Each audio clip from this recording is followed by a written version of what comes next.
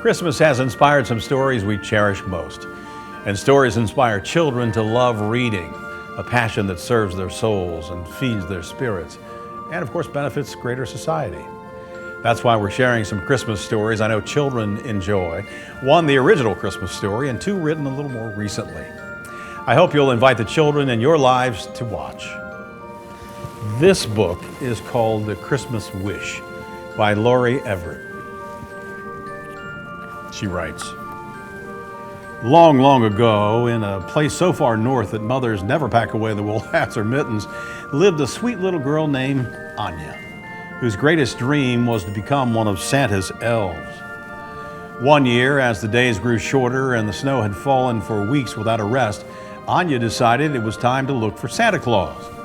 Before she left, she remembered the kind old woman who lived right down the lane. She didn't have any children or grandchildren of her own, so Anya wanted to help her get ready for Christmas. As the old woman napped, Anya caught her naughty cat for her and decorated the gingerbread house they had baked together the day before. She swept out her sauna and found a small tree for her to enjoy.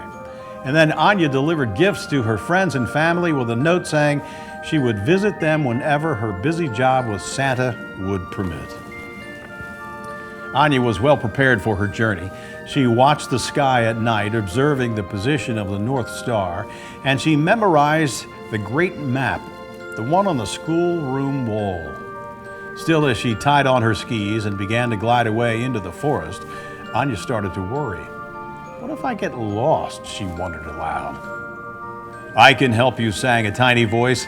Startled, Anya looked back to see who had spoken. Up here, said the voice, and a bright red bird swooped down and landed on her ski pole. Anya explained her wish to find Santa Claus at the North Pole. But now I wonder if I'm foolish, she said. Not when you have the right friends, the bird answered. If you trust me, I can help you. But we must hurry, the days are short and Christmas is very near. So Anya skied after the patient bird, who led slowly so the child could make her way through the deep snow.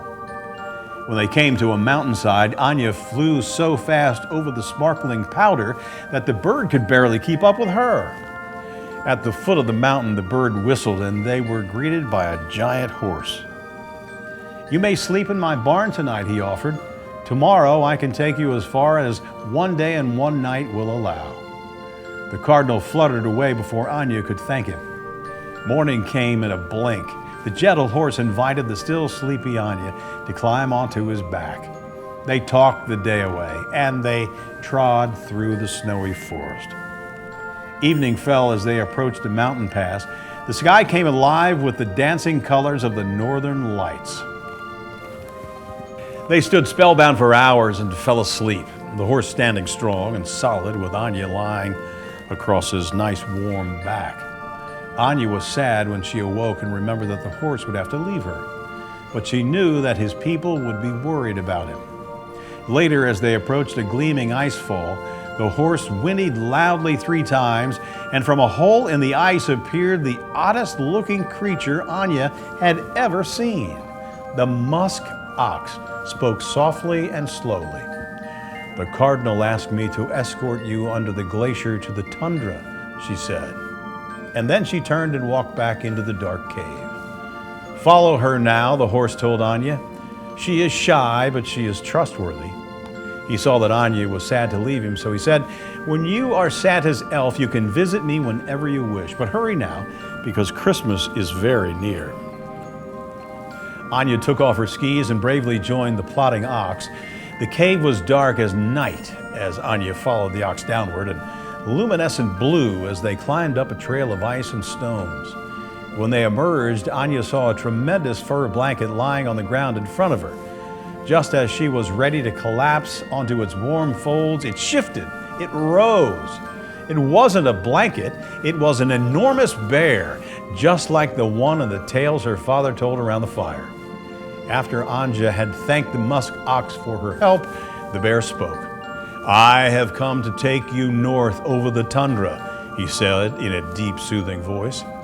You may ski or ride as you wish, but we must hurry. Christmas is coming soon. When they stopped for a rest, Anya found a small book in her pocket. The Day's Last Light provided an opportunity to read a story to the bear about a troll and 3 silly little goats. The next day was bright again. Anya skied, then rode on the bear's back. He was great company. They sang songs and made each other laugh. They reached their destination early. Anya had no idea how the bear could tell this spot from any other, but he told her they would be meeting a friend at this exact place. "Since we have the time, let's take another rest," he said. Anya curled up in the bear's softness and slept without a dream. They awoke to a jingling, jangling sound, sleigh bells. Anya and the bear looked up.